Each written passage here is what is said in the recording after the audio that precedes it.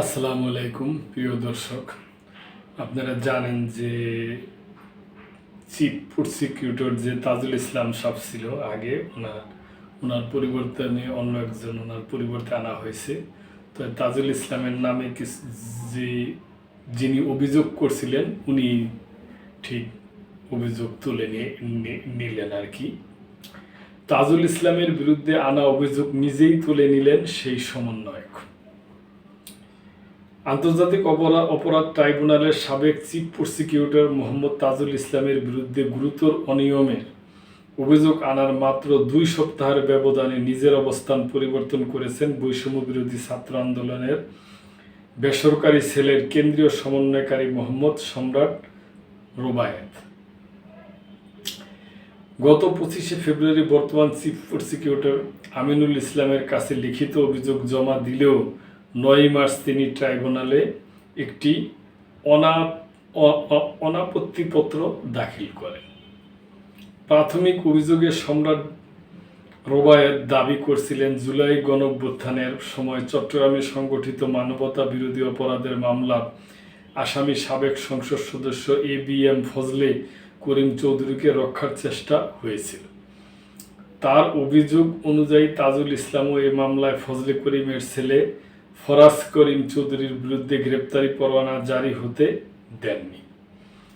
তিনি বিশেষ আইনি ক্ষমতা ব্যবহার করে ফারাজকে গ্রেপ্তারি পরোয়ানা থেকে বাদ দেন।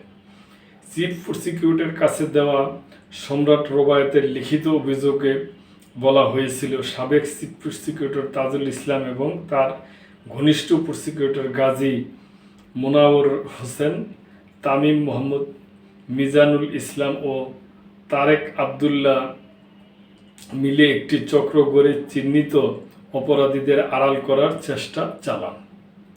এতে বলা হয়, চট্টগ্রামের ঘটনায় ট্রাইব্যুনালের তদন্তে 55 জনের বেশি সাক্ষী সরাসরি ফারাজ করিমের নাম বললেও বিশেষ আইনি ক্ষমতা ব্যবহার করে ফারাজের নাম গ্রেপ্তারি পরোয়ানা থেকে বাদ দেন তাজুল ইসলাম।